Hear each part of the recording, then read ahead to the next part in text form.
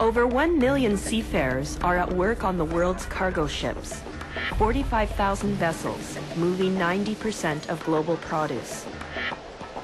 The seafarers working in their holds are from countries like the Philippines, Ukraine, and China, and the International Transport Workers Federation, the ITF. This global union defending seafarers and other transport workers has inspectors in more than 100 ports around the world. Each year, they respond to calls from 6,000 seafarers in distress. Ces situations et le faire connaître au grand public et essayer de faire bouger les choses dans le monde maritime. Parce que si on laisse faire, si tous les marins du monde laissent faire, dans 5 ans, ça sera la jungle, quoi. Et on paiera les gens à 100 $ par mois et on les fera travailler comme sur les galères il y a 10 siècles, avec des coups de fouet. Et... Bon, ils n'auront plus le choix, quoi. Et là, on ne pourra plus refaire marche arrière. What is your total salary 1 month? It's hard to say. Hard to say. Just pay just on board. You know, this one. That's your basic pay on board. Yes. Okay. Yes. Basic pay on board, but basic pay. Different. Different, yeah. I need a copy of this, Captain, and a copy of this, please. We have a problem here, Captain. I need a copy. No. You say no? Maybe I'll go talk to my longshore friends to stop loading the ship until we get some answers. I want to stop the loading. No. Sorry. Wait. I want copies. I want copies. Yeah. I know. Yeah. Yeah. I want copies of those both documents. Yeah. Now. Yeah. Okay. We need to rest. The pay was not that good. They've been telling us to work overnight without any sleep.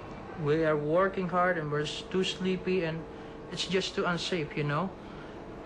The International Transport Workers Federation says it routinely checks on pay and conditions on visiting ships, but now it says its inspector has been banned from one terminal in Halifax Harbor. Global's Devin Stevens has that story. Members of the International Transport Workers Federation demonstrated outside the gates of the National Gypsum Terminal in Halifax. They are angry their union inspector has been banned from the vessels at the terminal.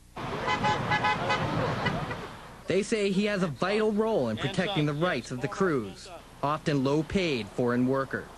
If they have any safety concerns, if they have any health concerns, such as no food, cockroach infestation, we ran into that a couple of times this year, ants going through on-stored food properly. Now Bradbury has been told he's barred from the terminal. The problem started in July when Bradbury raised concerns about one vessel. There was no union agreement aboard it. We didn't believe they were being paid what they did. Bradbury sent his concerns to Canada Steamship Lines, the family business of former Prime Minister Paul Martin. CSL had chartered the vessel. Bradbury says he found out about the ban from CSL's Nova Scotia shipping agent. He just laughingly said, "Oh, by the way, National Gypsum has barred you from the facilities." The union is asking Transport Canada to intervene and get access to the terminal reinstated. They're pinning their hopes on a Transport Canada regulation that says, the operator of a marine facility shall coordinate access through the marine facility of visitors to vessels, including representatives of seafarers' welfare and labor organizations. The terminal operators say they're just following orders. We're not allowing them on our terminal site, and until the vessel owner gives them permission to go on their ships, then we're not prepared to let them cross our terminal. CSL did tell us the ship's crew are not members of the ITF, and they believe the captain has every right to refuse entry. Devin Stevens, Global News, Dartmouth.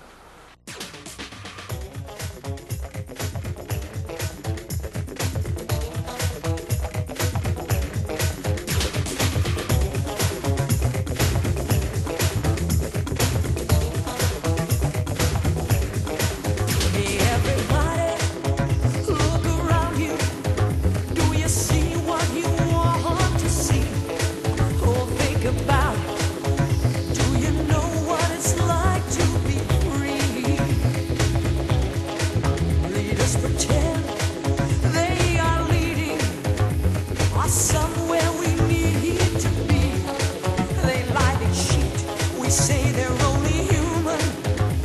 Excuse them from truth and honesty. Afraid to upset status quo. We sit back and watch the sea grow. They hold us captive with lies. They steal our hope till it dies. Where is the passion? Where is the light? To fight for the good, to fight for what's right. Where is the passion? Where is the fire? Of kindness and love, have we lost desire? Where is the passion? Where is the light? To fight for the good, to fight for what's right. Where is the passion? Where is the peace?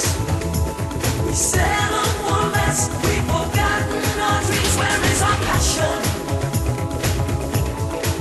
Where is our passion? Despair is at every turn. Why do we never learn? We gave them their power, we can take it away. We must stop the ones who betray. We long to feel the sun shining on our face. We got to make this world a safe and sacred place. Where is the passion? Where is the light? To fight for the good, to fight for what's right. Where is the passion? Where is the fire? Of kindness and love, have we lost desire? Where is the passion? Where is the light? To fight for the good, to fight for what's right. Where is the passion? Where is the peace?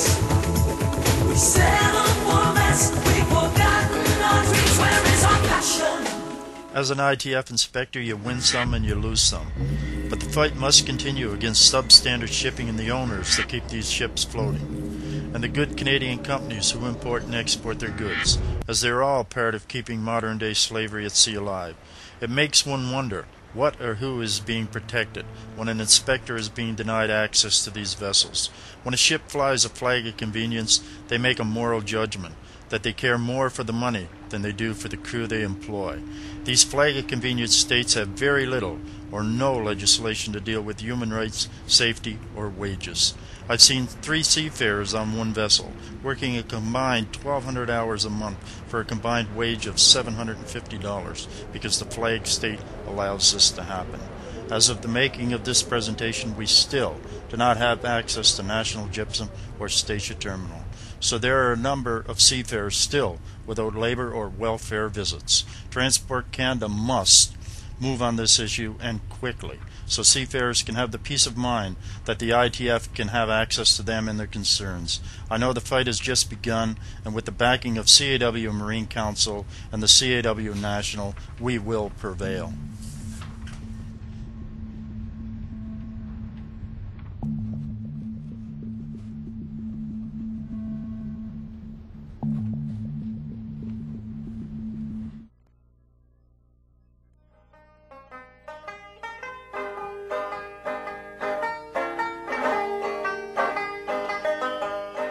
Solidarity forever. Solidarity forever. Solidarity forever. For the union makes us strong. When the union's inspiration through the workers' blood shall run, there can be no power greater anywhere beneath the sun. Yet what force on earth is weaker than the feeble strength of one? But the union makes us strong.